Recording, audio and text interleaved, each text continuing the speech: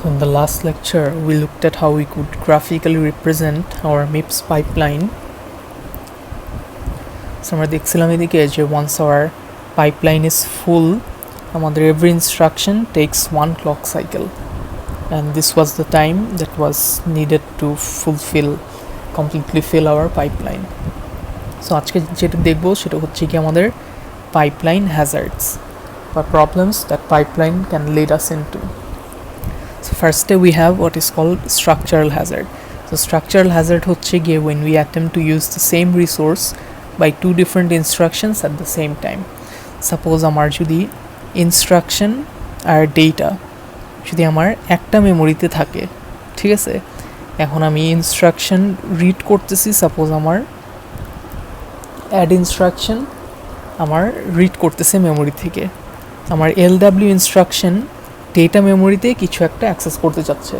So এই যে at the same time আমার ইনস্ট্রাকশন আর ডেটা দুটো যদি একসাথে আমি অ্যাক্সেস করতে চাই, এটা তো পারবো না when both of them are in a single memory.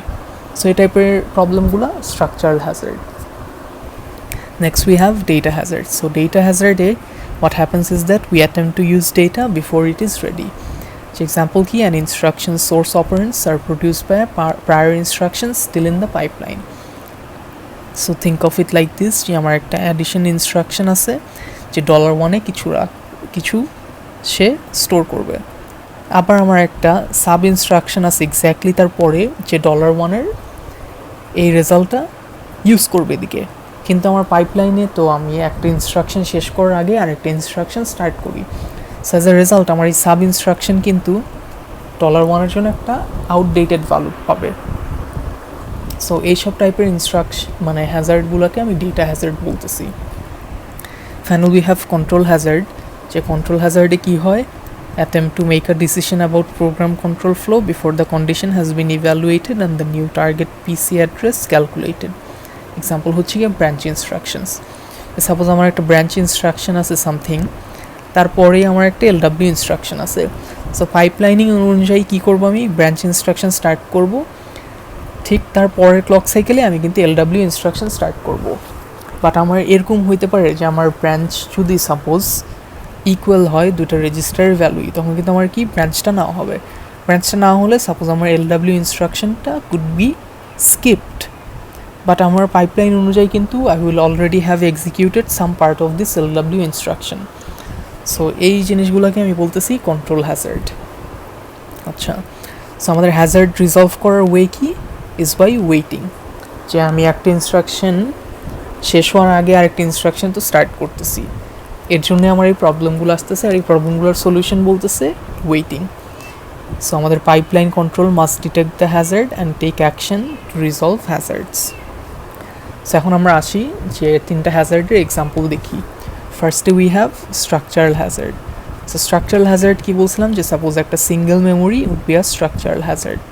So কীভাবে, সো এই যে আমার এই LW ইনস্ট্রাকশনটা আমার suppose clock cycle 1 2 3 4, fourth clock সাইকেলে LW ইনস্ট্রাকশনটা আমার মেমোরি থেকে কিছু একটা রিড করতেছে, যেটা সাপোজ এই রেজিস্টার ফাইলটায় রাইট করবে।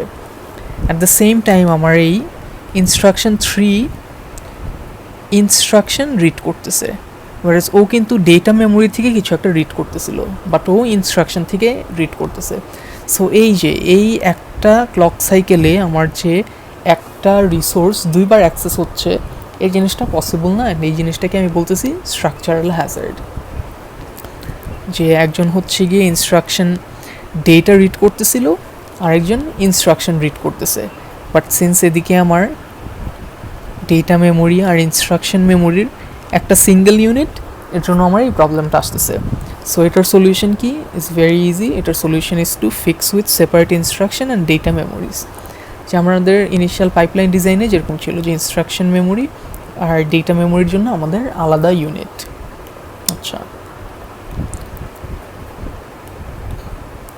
সো নেক্সটে আসি রেজিস্টার ফাইল অ্যাক্সেস। সো এই যে আমার ক্লক সাইকেল 5-এ আমি $1 সাপোজ আমার $1 এই অ্যাডিশন অপারেশন পারফর্ম করার আগে ভ্যালু ছিল 10, অ্যাডিশন অপারেশন পারফর্ম করার পরে সাপোজ 20 হয়েছে। সো এই ক্লক সাইকেল 5-এই কিন্তু এই যে আমার এই অ্যাডিশন ইনস্ট্রাকশন সে $1 রিড করতেছে, আর এ $1 কিন্তু কোনো একটা ভ্যালু রাইট করছে। কখন রাইট করছে? ক্লক সাইকেল 5-এ। ক্লক সাইকেল 5-এ সে একটা ভ্যালু রাইট করছে, আর সে ক্লক সাইকেল 5-এই এই জিনিসটা রিড করতে চাইতেছে। সো এটা কি একটা কোনো problem, hazard? Well, the answer is no. কী কারণে? যে remember we learned about clocking methodology. যে ক্লকিং মেথোডোলজিতে আমরা এজ ট্রিগার্ড মেথোডোলজি পড়ছিলাম। যে আমাদের এজ ট্রিগার্ড মেথোডোলজিতে কি হয়, আমাদের এজের মধ্যেই আমার আইদার রাইট বা রিড হয়। সো এদিকে আমার কি হইতেছে, যে আমার ফার্স্ট হাফ যেটা আমার এই ক্লক যে আছে, ক্লকের ফার্স্ট হাফে আমি রাইট করতেছি। আমার ক্লকের সেকেন্ড হাফ যেটা আছে, সেকেন্ড হাফে আমি রিড করতেছি। যে আমার ক্লকের ফার্স্ট হাফ হচ্ছে গিয়ে সাপোজ এই যে আমার এই ফার্স্ট হাফে আমি হচ্ছে গিয়ে রিড করতেছি আমার ক্লকের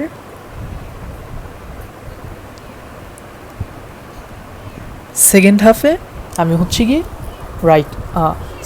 আমার ক্লকের ফার্স্ট হাফে হচ্ছে গিয়ে আমি রাইট করতেছি, আমার ক্লকের সেকেন্ড হাফে আমি হচ্ছে গিয়ে রিড করতেছি।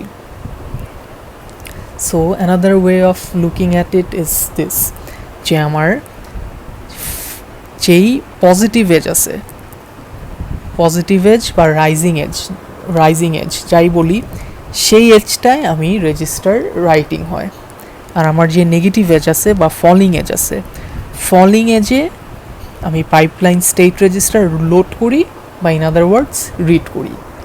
সো এটা করার কারণে কি হইতেছে, যে সাপোজ আমি এদিকে যদি আমি লিখি যে আমার $1-এর ভ্যালু এদিকে 10, এদিকেও 10, এদিকেও 10। আর সাপোজ $1-এর ভ্যালু হচ্ছে কি আমার ইনিশিয়ালি হচ্ছে কি 10, আপডেট করার পর 20 এরকম একটা কিছু হতো, এদিকেও 10। বাট এই যে আমার ক্লক সাইকেলের ফার্স্ট হাফেই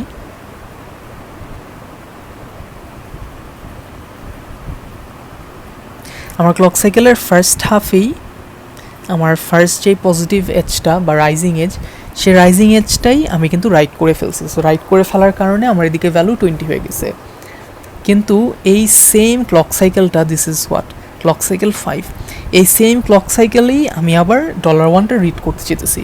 কিন্তু আমার রিডটা কখন হয়? রিডটা কিন্তু হয় আমার এই যে সেকেন্ড এজটায়, সেকেন্ড হাফে। সো সেকেন্ড হাফে আমার রিড হওয়ার কারণে এদিকে কিন্তু আমি যখন রিড করব আমি 20 পাবো।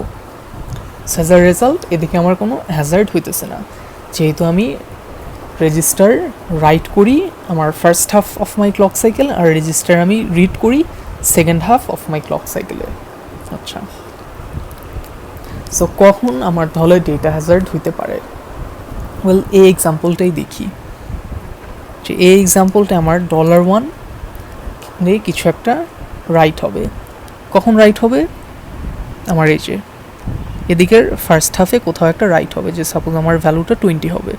তার আগে সাপোজ এই ক্লক সাইকেলগুলোতে আমার এই $1-এর ভ্যালু হচ্ছে গিয়ে সাপোজ 10। কিন্তু এই যে আমি আমার সাব ইনস্ট্রাকশনের $1 আমি এদিকেই রিড করতেছি। সো রিড হবে কখন? রিড হবে হচ্ছে গিয়ে যে আমার এই ক্লক সাইকেলের সেকেন্ড হাফে। কিন্তু আমার যদি রাইট হয় যদি এদিকে, আমি কি এদিকে আপডেটেড ভ্যালু পাবো? The answer is no. আমি যখন রিড করবো তখন এদিকে কী পাবো? 10 পাবো, which is an outdated value. So এই যে এই ডিপেন্ডেন্সিস যে আছে ব্যাকওয়ার্ডস ইন টাইম, এগুলো আমার হ্যাজার্ড ক্রিয়েট করতে পারে। যে আমি ডেটাটা রাইট করার আগেই আমি রিড করতেছি, সো এগুলাকে আমি ডেটা হ্যাজার্ড বলতেছি। যে এই যে আমার ডেটা হচ্ছে গিয়ে রাইট হচ্ছে গিয়ে এদিকে, কিন্তু আমি রিড করতে চাইতেছি তার অনেক আগে, সো এইটা আমার ডেটা হ্যাজার্ড। সিমিলারলি আমার যে অ্যান্ড ইনস্ট্রাকশনেরও এদিকেও যে $1টা, এটাও কিন্তু আমি রিড করতেছি ভ্যালুটা রাইট হওয়ার আগে, $1-এর ভ্যালু রাইট হওয়ার আগে। সো এদিকেও কিন্তু আমার এই যে ডেটা হ্যাজার্ড হবে, which is indicated by this red colour. কিন্তু আমার এই যে অরের এদিকে কোনো প্রবলেম হবে না, বিকজ আমি সেম ক্লক সাইকেলেও যদিও রিড করতেছি, আমার রিড আমি জানি হয় second half of my clock cycle. Similarly এক্সরেও হবে না, যেহেতু it's in a completely different clock cycle. আচ্ছা, সো এটা গেল আমার ডেটা হ্যাজার্ড। আচ্ছা, সো লোডের ক্ষেত্রেও দেখি, লোডের ক্ষেত্রেও কিন্তু আ সিমিলার থিং মাইট হ্যাপেন, যে আমার $1 ভ্যালু এদিকে রাইট হইতেছে, কিন্তু আমি নেক্সট ইনস্ট্রাকশন সাবে এদিকে আমি রিড করতে চেয়েছি, সো অ্যাগেইন আমি আউটডেটেড ভ্যালু পাবো। এদিকেও আমি $1 রিড করতে চেয়েছি, আউটডেটেড ভ্যালু পাবো। কিন্তু এই অরে আমি যখন নাকি রিড করব, আমি আপডেটেড ভ্যালু পাবো, because it's even though it's in the same clock cycle, আমি সেকেন্ড হাফে রিড করি আর ফার্স্ট হাফে রাইট করি। সো এক্সরের ক্ষেত্রেও I won't have any problems. আচ্ছা, সো এই যে আমার যে এই দুটার যে ডেটা হ্যাজার্ড ছিল, এই ডেটা হ্যাজার্ডগুলোর সলিউশন কি? Well, one way to fix a data hazard is by stalling. So stalling মানে হচ্ছে কি বেসিক্যালি ওয়েট করা, সিপিইউটাকে ডিলে করা। সো আমার এদিকে প্রবলেমটা হচ্ছিল কি, যে আমার রাইট হচ্ছিল ক্লক সাইকেল 5-এ, কিন্তু আমি ডেটাটা রিড করতে চাচ্ছিলাম কোথায়? ক্লক সাইকেল 3-তে। সো সামহাও আমি এই জিনিসটা শিফট করে যদি এদিকে আনতে পারতাম, মানে দুইটা ক্লক সাইকেল সামনে নিতে পারতাম, তাহলেই কিন্তু আমার এই হ্যাজার্ডের প্রবলেমটা আর হতো না। সো এই জিনিসটার জন্যই এই যে এই স্টলিং ইউজ করতেছি। সো স্টল কি করতেছে? স্টল বেসিক্যালি আমার একটা ক্লক সাইকেল ডিলে করায়, যে আমি যখন নাকি এদিকে একটা স্টল দিছি, যে আমার আমার সাব ইনস্ট্রাকশনটা কিন্তু এই জায়গাটাই স্টার্ট হতো, কিন্তু এখন হইতেছে না। আবার যখন নাকি আমি এদিকে আরেকটা স্টল দিছি, আমার সাব ইনস্ট্রাকশনটা যেটা এদিকে হওয়ার কথা ছিল হইতেছে না। সো ফাইনালি আমার সাব ইনস্ট্রাকশনটা স্টার্ট হলো কোথায়? এদিক থেকে। ওয়ার এই স্টলগুলো যদি না থাকতো, আমার সাব ইনস্ট্রাকশনটা would have started from somewhere here. So এটা করার কারণে কি হয়েছে, এখন আমার ক্লক সাইকেল 5-এই আমার ডেটা রাইট হইতেছে, আর আমার ক্লক সাইকেল 5-এই আমি ডেটা রিড করতেছি। সো আমার যে ওই হ্যাজার্ডটা ছিল, হ্যাজার্ডটা এখন রিজলভড। সিমিলারলি অ্যান্ডের জন্য কোনো প্রবলেম নাই। আচ্ছা, so now let's take a look at another way to fix a data hazard. আরেকটা ওয়ে কী হতে পারে? আরেকটা ওয়ে বলতেছে যে fix data hazards by forwarding results as soon as they are available to where they are needed. আচ্ছা, so আমরা একটা জিনিস দেখি, আমার যেই অ্যাড ইনস্ট্রাকশনের যেই $1 রেজিস্টারটা, এই রেজিস্টারটা রাইট হচ্ছিল কোথায়? আমার এই যে এই ফার্স্ট হাফে। কিন্তু সাপোজ আমার $1 ভ্যালু আগে ছিল 10, পরে হচ্ছে 20 হবে। এই 20টার যে হবে, এই ভ্যালুটা কোথায় ক্যালকুলেট করছি?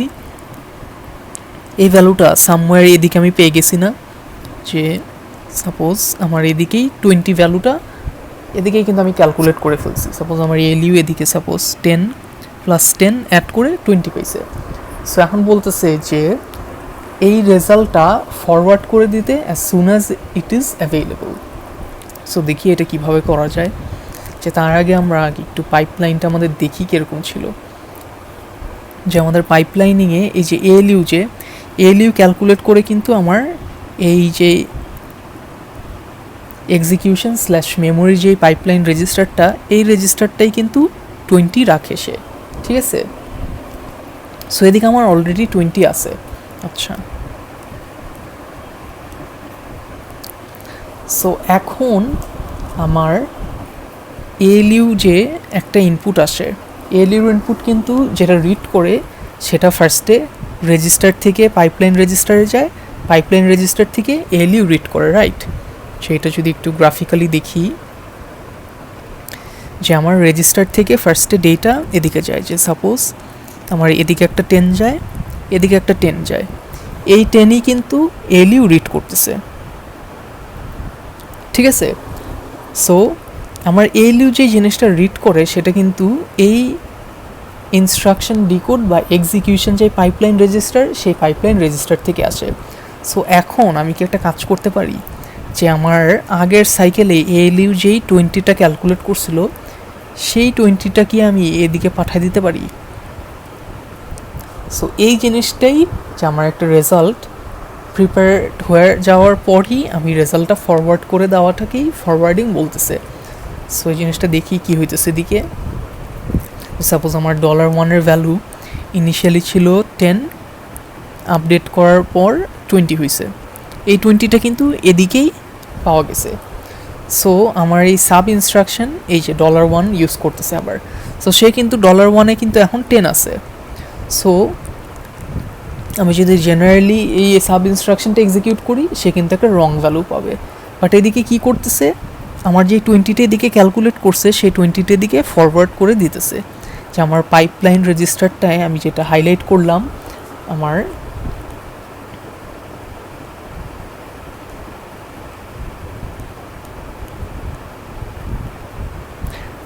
এই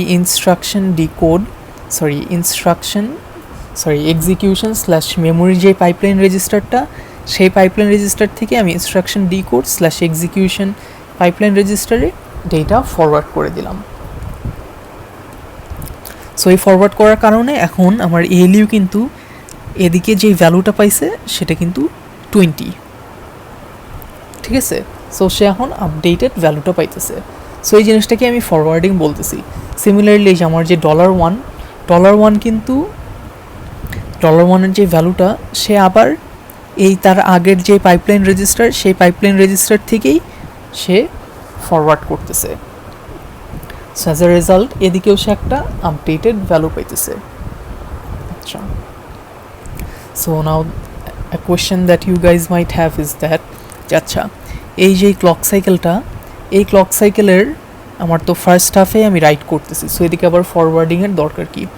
well, the answer is that, এটা যদি আমি একটু ক্লিয়ার আপ করি, যে আমার রেজিস্টার কিন্তু রিড কিন্তু করতেছে তার আগের ক্লক সাইকেলে। সো এদিকে যখন নাকি সে রিড করবে, সে কিন্তু 10ই পাবে আউটডেটেড ভ্যালু। সাপোজ রিডটা যদি এদিকে কোথাও হতো তাহলে আমার ফরওয়ার্ডিং লাগতো না, বাট যেহেতু হচ্ছে না এর জন্য আমার ফরওয়ার্ডিং লাগতেছে। ফাইনালি যে এই অর ইনস্ট্রাকশনটা আমার যেহেতু রিড এদিক থেকে এই সেম সাইকেল হইতেছে, I don't need to forward anything anymore. Similarly এক্সঅরের জন্য দরকার নেই। সো এটা হচ্ছে গিয়ে another way to fix a data hazard without affecting my CPI. আচ্ছা, সো আরেকটা এক্সাম্পল দেখি, forwarding with load use data hazards. যে আমার এলডাব্লিউর এই যে $1-এ আমি যেই ভ্যালুটা রাখবো, সেটা কিন্তু এই যে ডেটা মেমোরির এদিক থেকে রিড করার পরেই পাবো, কিন্তু এদিকে এই ফরওয়ার্ডিং পসিবল না। কি কারণে?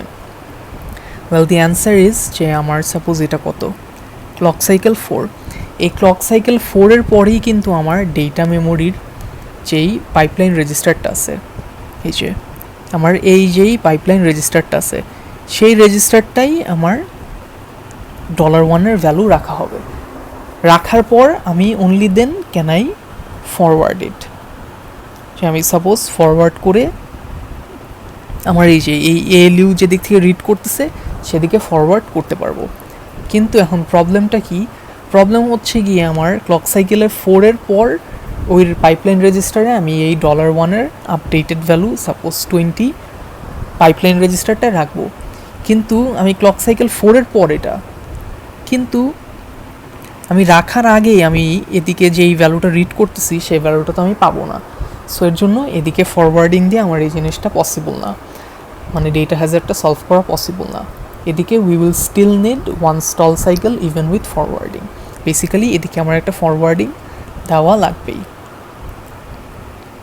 আর আমার এই ইনস্ট্রাকশন যেটা ছিল এটা এখন স্টার্ট হওয়া লাগবে বেসিক্যালি এই জায়গা থেকে। আচ্ছা, সো ফাইনালি ব্রাঞ্চ ইনস্ট্রাকশনে আসি, যে dependencies backward in time cause hazards কীভাবে, যে এই ব্রাঞ্চ ইনস্ট্রাকশন সাপোজ আমার এএলইউ তো কিছু একটা কম্পিউট করবে, বেসড অন দ্যাট আমার নেক্সট ইনস্ট্রাকশন এক্সিকিউট হবে, বা আমার প্রোগ্রাম কাউন্টার অনেক দূরে চলে যাবে কোথাও একটা। সো এখন আমি তো জানি না যে এলডাব্লিউ ইনস্ট্রাকশনটা কি আমার এক্সিকিউট হবে নাকি না, until I perform this calculation here. So এর জন্য আমি আমার পাইপলাইনিংয়ে কি হয়, যে আমার ব্রাঞ্চ ইনস্ট্রাকশন এক্সিকিউশন শেষ হওয়ার আগেই আমি এলডাব্লিউ ইনস্ট্রাকশন স্টার্ট করে দিতেছি এক্সিকিউশন, বাট আমার এলডাব্লিউ ইনস্ট্রাকশন তো can be skipped based on এটার যেই রেজাল্ট আসে। সো রেজাল্টটা পাওয়ার আগে আমি নতুন ইনস্ট্রাকশন এক্সিকিউট করে দিতেছি। সো এই টাইপের হ্যাজার্ডগুলোকে আমি বলতেছি control Hazard. So control hazard solve করার way কি fix hazard by waiting stall, and obviously it adversely বা negatively affects CPI. যে আমি 3টা স্টল দিয়ে আমি আমার LW ইনস্ট্রাকশন এদিক থেকে স্টার্ট করলাম when I know for sure আমার ব্রাঞ্চিং ইনস্ট্রাকশনের রেজাল্টটা কি। আচ্ছা, সো এখন আমাদের যে মডার্ন প্রসেসরস আছে সেগুলো use something called predictive branching. Predictive ব্রাঞ্চিংয়ে কী হয় যে আমার যেই ব্রাঞ্চটা সেই ব্রাঞ্চটা is assume that it won't be taken, so as a result আমার নেক্সট ইনস্ট্রাকশন এইভাবে এক্সিকিউট করতেই থাকে। সো এটার কারণ কী হয় যে সাপোজ আমার যদি ব্রাঞ্চ যদি নট টেকেন হয়, এই যা ইনস্ট্রাকশন সে এক্সিকিউট করছে সেগুলো সে ডিসকার্ড করে দিবে। বাট আমার যদি ব্রাঞ্চ যদি এক্সিকিউট হয় তখন কিন্তু আমার পাইপলাইনটা এফিশিয়েন্টলি কাজ করবে কীভাবে, ইন দ্য সেন্স আমার কিন্তু CPI 1 থাকবে, যেহেতু আমি ব্রাঞ্চিংয়ের পরই ওই ইনস্ট্রাকশনটা এক্সিকিউশন স্টার্ট করে দিয়েছিলাম। আচ্ছা, সো ফাইনালি যাই হোক, এটা ছিল আমাদের প্রিভিয়াস যেই পাইপলাইন ডেটা প্যাথটা ছিল, বাট এটার কিছু কারেকশন লাগবে ফর ফরওয়ার্ডিং। সো যেহেতু আমি একটা পাইপলাইন রেজিস্টার থেকে আরেকটা পাইপলাইনিংয়ে আমি ডেটা ফরওয়ার্ড করা লাগবে, সো এর জন্য আমার এই নতুন যে লাইন্সগুলো সেই লাইন্সগুলো অ্যাডেড হয়েছে। আচ্ছা, সো এই জিনিসগুলার কন্ট্রোলের যেই ডিটেল স্টাফগুলো এগুলো we are going to skip how this forwarding happens with specific codes. আচ্ছা, সো যাই হোক, আদার পাইপলাইন স্ট্রাকচার্স যে আমাদের যে মাল্টিপ্লাই অপারেশনটা কিন্তু ইজ স্লো। আর আমরা জানি যে our clock cycle is determined by who, আমার স্লোয়েস্ট পাইপলাইন স্টেজ, রাইট? যেই স্টেজটা আমার সবচেয়ে স্লো, এই স্টেজটাই ডিটারমাইন করে আমার ক্লক সাইকেলটা। সো এটার সলিউশন কী হইতে পারে একটা, যে মাল্টিপ্লাই যেহেতু স্লো একটা operation, we could make our clock twice as slow. So আমার ক্লক সাইকেল যদি সাপোজ আগে এরকম থাকতো, আমার ক্লক সাইকেল এখন আমি টুয়াইস এজ স্লো করে দিব, but in other words allow my clock cycle to take twice as much time. আচ্ছা, এটা হচ্ছে একটা অপশন। আরেকটা অপশন হচ্ছে গিয়ে let it take 2 clock cycles since multiply operation does not use data memory stage.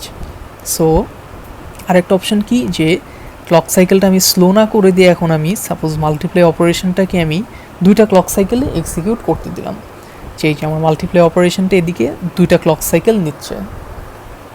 Similarly আবার বলতেছে যে ডেটা মেমোরি অ্যাক্সেস যদি টুয়াইস এজ স্লো হয় এজ ইনস্ট্রাকশন মেমোরি কী করব, একটা হচ্ছে গিয়ে make the clock twice as slow, আমরা এদিকে যেটা করলাম, or let data memory access take 2 clock cycles, বা ডেটা মেমোরি অ্যাক্সেস আমরা এই যে 2টা ক্লক সাইকেলে করতে দিতে পারি। সো যাই হোক, these are some sample pipeline alternatives, and in summary all our modern processors use pipelining কিন্তু does not help latency of single task। যে আমার LW ইনস্ট্রাকশন আগে যদি আমার 5টা ক্লক সাইকেল নিত, আমার পাইপলাইনিংয়েও 5টা ক্লক সাইকেল নেয়, but it helps throughput of entire workload. যে সাপোজ আমার যদি এখন আমার 5টা ইনস্ট্রাকশন থাকে, 5টা ইনস্ট্রাকশন সাপোজ আমার শেষ হতে কুড টেক 9 clock cycles। আচ্ছা, so potential speed up, so আমি জানি আমার পাইপলাইন যদি ফুল হয়ে যায় and we don't have any hazards, we can have a CPI of 1, যে একটা ক্লক সাইকেল আমার একটা ইনস্ট্রাকশন এক্সিকিউট শেষ করা পসিবল। আর we also know যে আমার pipeline rate is limited by slowest pipeline stage। তারপর আমাদের unbalanced pipe stages make for inefficiencies. Unbalance বলতে সাপোজ একটা স্টেজ যদি অনেক স্লো হয় অন্য আরেকটা স্টেজের থেকে, তো ওই স্টেজটা সাপোজ অনেক বেশি ক্লক সাইকেল নেবে, ওয়ার সাপোজ অন্য ইনস্ট্রাকশনগুলো সাপোজ একটা ক্লক সাইকেল শেষ হওয়ার অনেক আগেই সাপোজ শেষ হয়ে যাবে। সো এইসব টাইপের জিনিস ক্যান ক্রিয়েট ইনএফিশিয়েন্সিস। আমরা একটু আগে দেখলাম যেগুলো রিজলভ করার one of the ways could be to make those instructions take 2 clock cycles, make those stages। আচ্ছা, আর বলতেছে the time to fill pipeline and time to drain it can impact speed up for deep pipelines and short code runs. যে আমাদের পাইপলাইনটা কিন্তু feel করতেও কিন্তু time লাগে as well as train করতেও। আর আমাদের পাইপলাইন যখন কি ফুল থাকে তখনই কিন্তু আমরা optimal performance pi. And finally, we must be able to detect and resolve hazards. So one of the ways to resolve hazards was stalling. Or stalling আমরা দেখছি আমাদের CPI negatively affected হয়. So that was our MIPS pipelining in a nutshell.